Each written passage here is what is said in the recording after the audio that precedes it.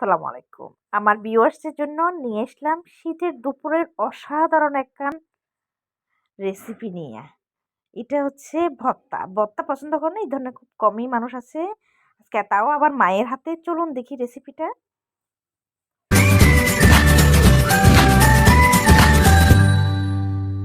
আমি এখানে ঝুড়ি দিয়ে নিলাম ৪ টকটকে পাকা টমেটো। সাথে ৩ টা কাঁচামরিচ।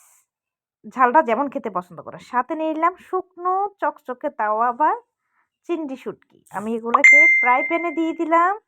ফ্রাই প্যানে দিয়ে এগুলাকে আমি এখন এটাকে টেলে নিব। টমেটোটা নরম করে নিব। আপনারা দেখতেছেন কাঁচামরিচটা হয়ে গেছে। এ ধরনের মরিচগুলোকে আমি এভাবে টেলে নিই। এটা থেকে কাঁচামরিচ থেকে দারুণ একটা স্মেল আসে। এটা যখন আপনি টেলে নেবেন।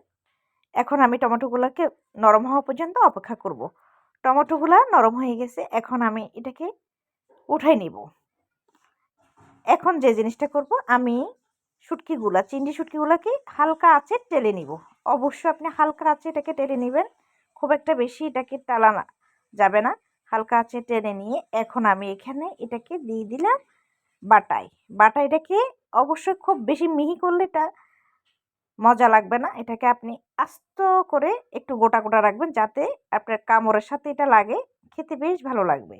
দিয়ে দিলাম টমেটোগুলো দিয়ে আমি এটাকে ভালোভাবে এখন আমার মা এটাকে বেটে নিচ্ছে। সাথে দিয়ে দিব, যেটা না দিলে নয়, ধনিয়া। এটা আমার বাগানের ধনিয়া। দিয়ে এটাকে ধনিয়াটা অবশ্য মিহি করবেন। সাথে দিলাম স্বাদ মতো লবণ। এখন এটাকে মিক্স করব। আরও কিছু বাকি আছে উপকরণ, সেটা পরে অ্যাড করব।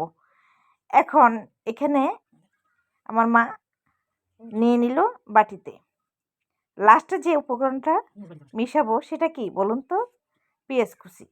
পেঁয়াজটাকে ২টা পেঁয়াজ এখানে আমার মা খুব ছোট ছোট করে কুচি করে দিয়ে দিল। খুবই অসাধারণ টেস্টি একটা খাবার। ভালো থাকুন।